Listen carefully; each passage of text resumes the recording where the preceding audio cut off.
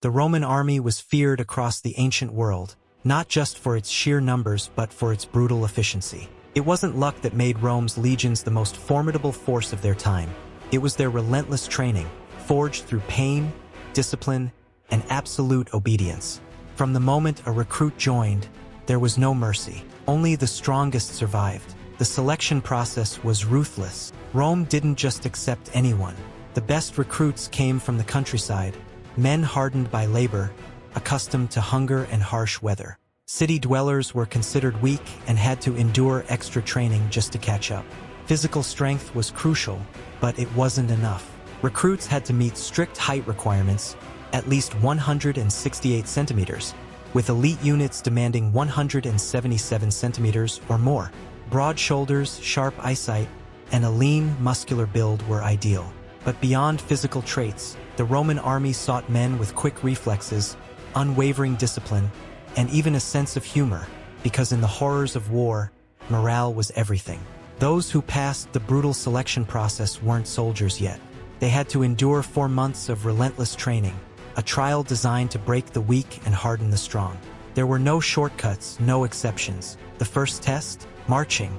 Every week, recruits had to march 30th km in under 5 hours, carrying over 27 kilograms of gear. Sometimes, they were forced into death marches, covering 35 kilometers in the same time. This wasn't just endurance training, it was survival. In battle, exhaustion meant death, and Rome's legions never broke ranks. Precision was everything. Soldiers drilled formations relentlessly, perfecting their ability to change ranks in an instant, forming tight defensive circles, pressing forward in lethal wedges, or doubling their lines to overwhelm the enemy. A mistake in training could mean punishment. A mistake in battle could mean annihilation. But marching was only the beginning. Rome demanded more.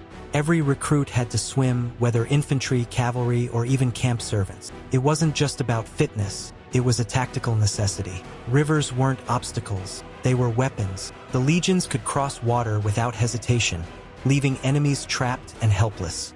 Then came weapons training. Recruits didn't start with real swords, they trained with wooden gladii and shields, each one deliberately twice as heavy as the real thing. The goal? To build muscle, refine technique, and make actual combat feel effortless. And they weren't taught to hack and slash. No, Rome had a deadlier method. Stabbing was key. A deep thrust of just 5 centimeters was enough to kill, and unlike wild swings, a stab was precise, quick, and energy efficient. Even outside the battlefield, every legionary was a weapon. They mastered the art of the sling, a deceptively simple tool capable of shattering bones and piercing armor with terrifying speed. Every soldier carried one, trained to strike with lethal accuracy from a distance. This wasn't a backup weapon, it was a psychological weapon. Enemies facing the legions knew that before the battle even started, thousands of deadly projectiles could rain down on them with devastating force. And then there were the archers, not just auxiliaries, actual Roman legionaries. The youngest, fastest, and strongest soldiers were trained in archery, making them even more versatile on the battlefield. A legion wasn't just an army, it was an unstoppable killing machine. The cavalry had their own brutal training.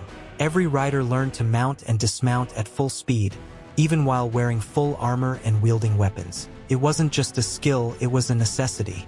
Roman cavalry had to be adaptable, able to charge into battle or retreat in an instant.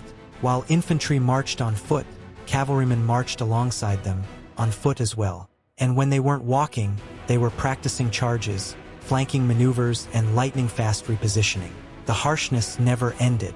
Recruits weren't just warriors, they were laborers. They dug trenches, built fortifications, and carried supplies, testing their endurance beyond combat. Rome didn't just train men to fight, they trained them to survive, to outlast, and to conquer.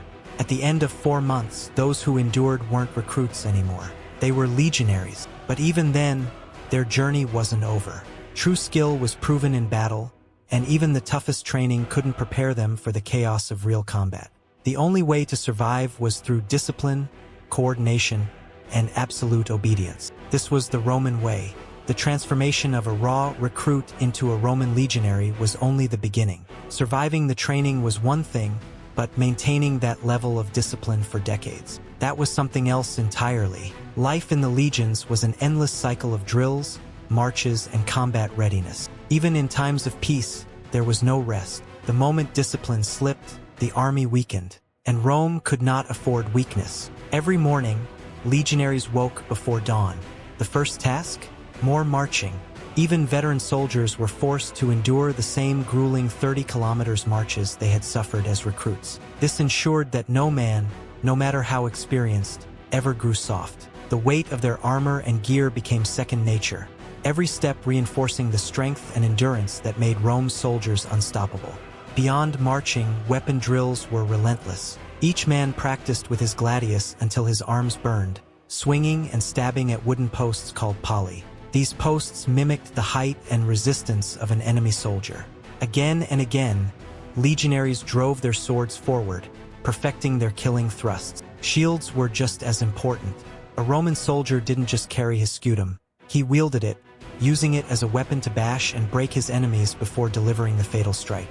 The pilum, Rome's deadly throwing spear, was another crucial tool of war. Soldiers trained to hurl it with precision, striking enemies from a distance before closing in for hand-to-hand combat. But what made the pilum truly ingenious was its design. Upon impact, its iron shaft bent, making it impossible for enemies to throw it back.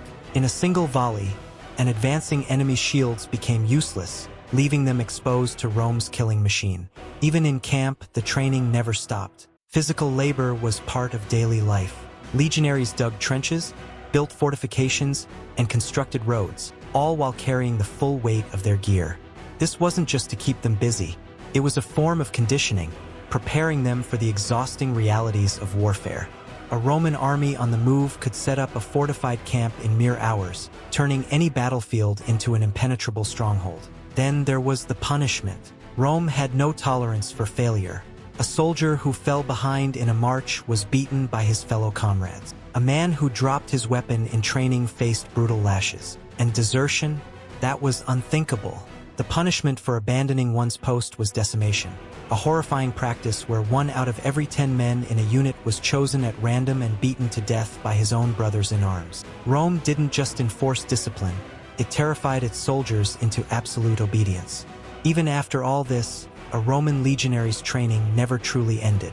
Every battle, every war was another test. The weak died, the strong survived, and the survivors became legends. Rome's enemies were often fierce, but they lacked what the legions had: endurance, discipline, and an unbreakable will forged in the fires of relentless training.